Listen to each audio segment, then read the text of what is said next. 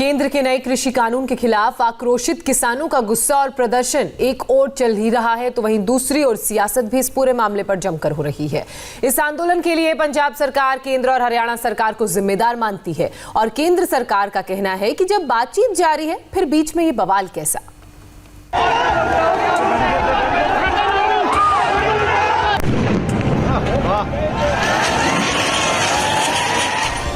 किसानों को दिल्ली में दाखिल होने से रोकने के लिए पूरी तैयारी हो रही है। हरियाणा से दिल्ली एंट्री वाले बॉर्डर पर 5 लेवल की बैरिकेडिंग की गई है।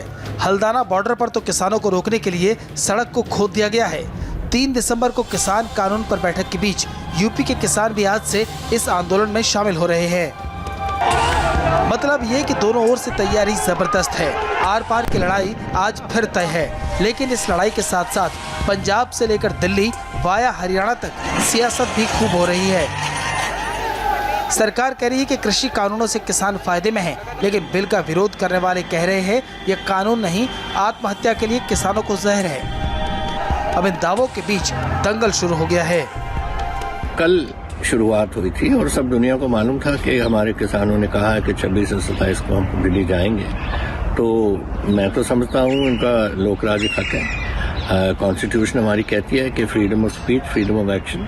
ये हो सकता है कि वहाँ एलोकेट कर देते कोई जगह कि जहाँ आप वहाँ जाके आप इकट्ठे हो सकते हो, लेकिन उनको रोकना इट्स अगेंस्ट हमारी जो डेमोक्रेटिक राइट्स हैं उसके खिलाफ है। कोई किसी ने कानून नहीं तोड़ा, किसी ने कोई दंगा फसाद नहीं हुआ, तो फिर रोकने का फायदा क्या हुआ। मैं आपके माध्यम से सभी किसान भाई और बहनों को अनुरोध करना चाहता हूं कि चर्चा के माध्यम से ही रास्ते निकलते हैं। भारत सरकार चर्चा के लिए खुले मन से तैयार है।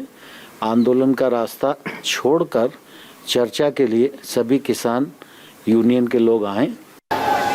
सरकार बोल रही है कि वो बातचीत के लिए तैयार है, लेकिन फिर भी सवाल यह है कि अचानक किसानों ने दिल्ली की तरफ कूच क्यों किया, किसके कहने पर किया, किसने किसानों को भड़काया। जो किसान 2 महीने से पंजाब में रेल की पटरियों पर बैठकर आंदोलन कर रहे थे, उन्होंने दिल्ली कूच क्यों किया। बीजेपी बोल रही है ये कुछ और नहीं, किसानों को बरगलाने की साजिश है। मुख्यमंत्री ने पंजाब की सरकार ने उकसाया है और जिस प्रकार का उनको ये सारे काम शोभा नहीं देते लोकतांत्रिक सरकारों के नाते से। हमारे यहाँ अगर वो अपने पास रोक लेते और हमारे यहाँ का वातावरण खराब न करने देते तो बहुत ही अच्छा होता। अगर हमारे हरियाणा का वातावरण खराब कर रहे हैं तो ये पंजाब के लोग और जो उकसाए गए हैं कैप्टन अमरिंदर सिंह पंजाब की कांग्रेस सरकार के। दिल्ली चलो मार्च निकाल रहे किसानों के उग्र तेवर से फिलहाल दिल्ली सहमी हुई है। जिस किसान बिल को मोदी सरकार किसानों के हित में और उसके लिए वरदान बता रही है, उन्हीं के खिलाफ किसान सड़कों पर उतरे हुए हैं। आखिर ऐसा क्यों? आंदोलन कर रहे किसानों की पहली मांग केंद्र सरकार से 3 कृषि सुधार कानूनों को वापस लेने की है। किसानों की दूसरी मांग है कि सरकार न्यूनतम समर्थन मूल्य यानी MSP पर लिखित आश्वासन दे।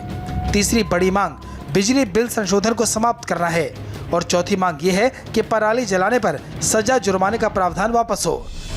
अब किसान इन मांगों पर अड़े हैं। उनके साथ कैप्टन अमरिंदर सिंह खड़े हैं, लेकिन वो साथ साथ नहीं चल रहे, पर्दे के पीछे से हैं।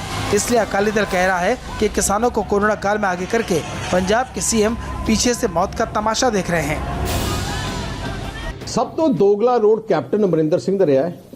सही मनी ते कैप्टन अज मुख मंत्री सूबे दा है। आ मुख मंत्री मीन साडे पूरे सूबे दा नुमाइंदा है, साडा सारियां दा मुख मंत्री है। मुख मंत्री दा फर्ज है जे उहदे सूबे विच लोग परेशान है, उहदे सूबे दे किसान परेशान है, उहदे सूबे दे किसानां नूं फिक्र है कि साडा फ्यूचर अपना सेफ नहीं है, ते कैप्टन अमरिंदर सिंह नूं उत्थे जाके स्ट्रांगली प्रोटेस्ट करने की लोड़ है। किसानों के नाम पर हो रही इस राजनीति में सबसे मुश्किल में आम लोग हैं। अंबाला से लेकर पानीपत तक हजारों लोगों को ट्रैफिक पर फंसना पड़ा। अब आज भी हालात वैसे ही हैं, या यूं कहें कल से भी ज्यादा बिगड़ सकते हैं। 2 महीने पहले किसानों के इस कानून पर संसद में बवाल मचा था, आज सड़क पर मचा है।